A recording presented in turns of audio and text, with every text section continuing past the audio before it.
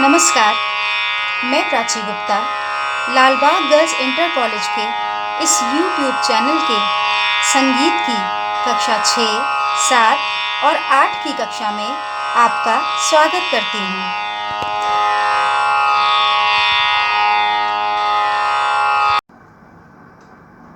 भारतीय संगीत के क्षेत्र में संगीत सम्राट तानसेन का योगदान विलक्षण है। वे एक उच्च कोटि के गायक थे। उनके समय में संगीत गौरवान्वित हुआ। उन्होंने संगीत संबंधी अनेक आविष्कार किए। तानसेन एक अच्छे गायक होने के साथ साथ एक अच्छे कवि भी थे और उन्होंने बहुत सारी काव्य रचनाएं की। उनके बनाए हुए ध्रुवपद अभी तक मिलते हैं। कहते हैं उन्होंने सैकड़ों ध्रुपद बनाए। उनके ध्रुपद गंभीर और उच्च श्रेणी के माने जाते हैं। उन ध्रुपदों को उन्होंने रागों में भी बांधा। ध्रुवपद गायन को उच्च शिखर पर पहुंचाने का श्रेय मुख्य रूप से तानसेन को ही है। वास्तव में ध्रुपद गीत शैली का प्रचार उन्हीं के समय में हुआ। कहते हैं कि तानसेन ने रबाब नामक एक वाद्य का आविष्कार किया जो वीणा पर आधारित था। रबाब एक स्वर उत्पन्न करने वाला वाद्य है। इस समय इसका प्रचार नहीं है। इसी तरह वीणा और सितार के आधार पर उन्होंने सुरबहार नामक एक वाद्य का आविष्कार भी किया। इसके अतिरिक्त उन्होंने कई तालों की रचना की।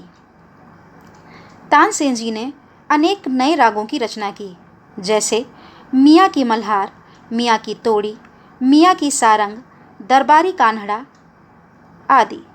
ये सभी राग अब भी प्रचलन में हैं और बहुत ही आकर्षक और लोकप्रिय राग हैं। तानसेन एक महान गायक थे। आईने अकबरी में लिखा है कि ऐसा गायक पिछले 1000 वर्ष में नहीं हुआ। उनके गायन में विलक्षण जादू था। कहते हैं कि वे अपने गायन के प्रभाव से हिरणों को बुला लेते थे, पानी बरसा देते थे, पत्थर पिघला देते और अग्नि प्रज्वलित कर देते थे। तानसेन की कला की चारों ओर प्रशंसा होने के कारण अकबर के दरबारी उनसे ईर्ष्या करने लगे। अकबर से तानसेन के द्वारा दीपक नामक राग की प्रशंसा करके उन दरबारियों ने सम्राट अकबर को उसे सुनने के लिए प्रेरित किया। तानसेन ने बादशाह को समझाने का प्रयत्न किया कि दीपक राग गाने से गायक का प्राणांत हो सकता है, अर्थात मृत्यु हो सकती है, किंतु अकबर नहीं माने। तानसेन ने भरे दरबार में दीपक राग का गायन आरंभ किया।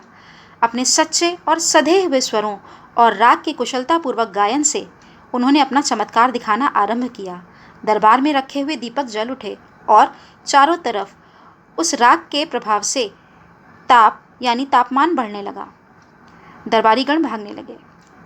कहते हैं कि तानसेन की शिष्यों में से किसी ने राग मेघ मल्हार गाकर वर्षा कराई और तानसेन के प्राण बचाए। सम्राट अकबर को अपनी भूल पर अत्यधिक पश्चाताप हुआ, परंतु जो होना था वो हो चुका।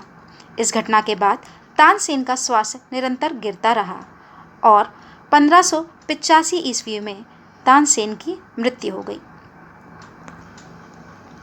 उनकी इच्छा के अनुसार उनका शव ग्वालियर ले जाया गया और मोहम्मद गौस की कब्र के समीप ही उनकी समाधि बना दी गई।